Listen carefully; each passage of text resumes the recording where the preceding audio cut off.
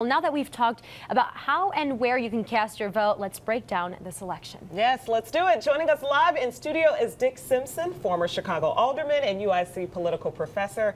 And there's so much ground to cover today. This is the day that we've been waiting for. Right. Only 200 candidates. I think we can get them all. only. I'm down to 199. Okay. Right. So this is not just about the mayoral race. Right. We're actually going to talk about some very important aldermanic races as well. But let's start off with the mayoral race. Polls are open from 6 a.m. to 7 p.m. today. I think a lot of people still undecided. Who do you think the top 2 or 3 candidates will be?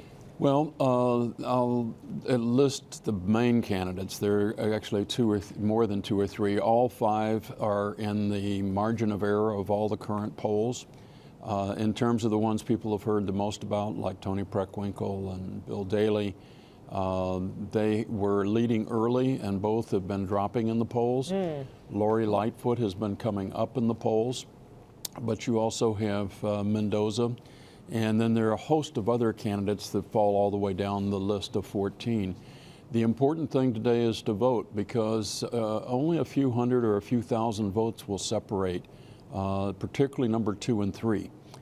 There will be a runoff election, but you can't vote for the candidate you like if they're not in the runoff. Yeah. Well, let me ask you this, because we always seem to say that, right? We're always like, oh, there might be a runoff or there's a runoff happening, and some of us may not necessarily know what that means. How would you break that down, and what happens after that? So it's very simple. If you don't get 50% of the vote, then you have to, the top 2 candidates run again on April 2nd.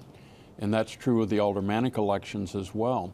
So to get a runoff, you have to be voting for someone other than whoever is the leading candidate, and you keep them from getting 50%. And that's going to happen in the mayoral race for certain, and it's going to happen in at least 10 aldermanic races. Yeah, so it's very likely that we will be in a runoff that could end up happening in April. But what happens if someone decides to sue or hold up the process? Do we keep moving forward with the election? We will keep moving forward, but it has to happen very fast. So there are a couple of different situations. First of all, a lot of people haven't returned their absentee ballots, and they could vote even today. And a lot of people mailing them in. And if they mail them in, we don't have them counted, obviously, and so it could take several days to count them if there are only a few votes different between particularly number 2 and 3.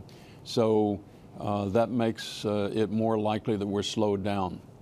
But the early voting for the April 2nd election starts on March 18th.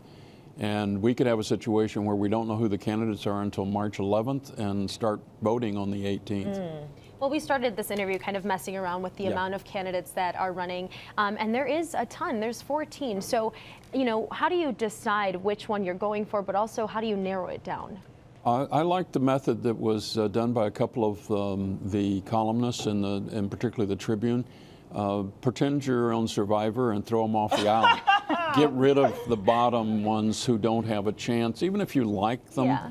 You know they're not going to make it. I won't name their names because it's great that they're running, but it's very clear there are only 5 or so candidates who have a chance, and so then choose between those 5 candidates is the best way. And it's very easy to get to the 5. Getting from the 5 to the one you want to vote for is trickier. I would say vote your heart. Vote for the candidate you really believe in. Don't try and figure out everything strategically, because this is such a complicated election. You probably can't play the odds like you were at a pool table. Like we normally would.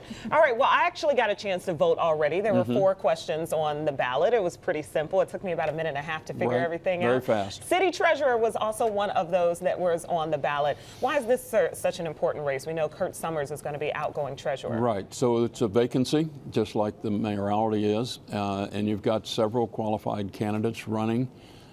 Essentially, you've got Amar Pawar, who is running with the most extreme or new radical ideas, and then you've got the other candidate, Garrity, who is actually an accountant and has experience with the numbers and has run before. But we know the mayoral race is big. Is this treasurer position just as important? I think it is. I mean, just to give you an example, Pawar is talking about having a city bank.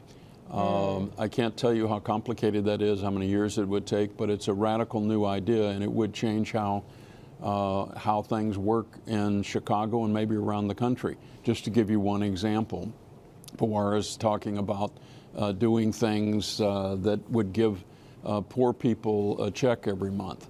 So there's some really big ideas in the treasurer's race that gets overshadowed by the mayoral race.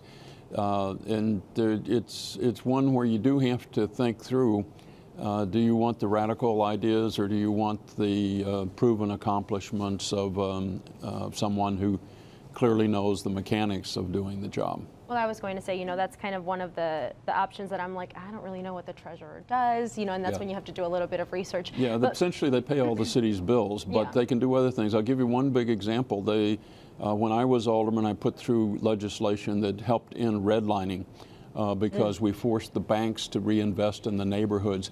That's done through the treasurer's office. Perfect. And now moving on here to the 14th ward. So 50-year Alderman Ed Burke has been in headlines since we can remember, talking about the election and all that kind of stuff. But now he's facing federal corruption charges. How can we mix those into an election if he gets reelected? Like, what happens then? Well, obviously, if Alderman Burke gets convicted, he will go to jail and no longer be an alderman. But that doesn't happen unless he is convicted. So he would still be alderman if he is reelected until his trial was completely over and probably the appeals were done. So it is still a major choice, and you have to measure whether or not you want to oppose Alderman Burke.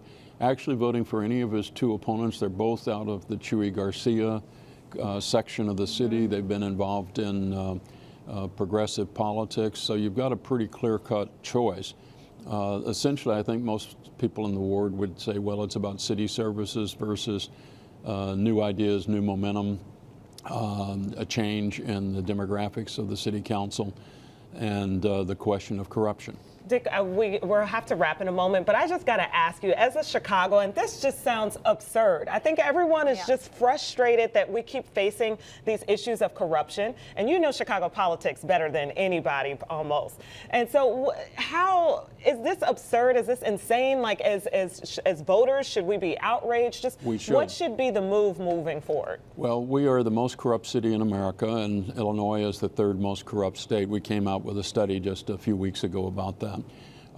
That is disgraceful, but the change is a decade-long change. It's going to be you guys who change the system, and it is not a single bullet. You can't pass a single law. There are things you can do, like public funding of campaigns. You can have term limits. You can do a number of things that will improve the situation, but you have to be dedicated and work on it for a decade. And we've started it. We now require, for the first time, high school students to take courses in civics and civic engagement. And we're now trying to get a law passed in Springfield to have that happen at middle school. Okay. So there are things you can do, but there are like 10 of them on my list, and it's a decades process. Yeah, and so are you dedicated to changing your city? And electing a new mayor is, right at the top of the list. Part of it. I mean, that's a very 50 important years. one. I mean, exactly. But also, teaching the younger generations what exactly it means to vote and what these positions mean. I mean, so many people I've talked to are like, I have no idea, I don't know, I'm going to go vote, maybe, who knows, know. So I think that's super, super important. But of course, we're going to talk about this more, so join us. We're going to post everything to social. And again, we have everything you need to know to make an informed decision, from interviews with mayoral candidates to where you can cast your ballot. Just head over to our website, thejamtvshow.com, and click on As Seen on TV tab.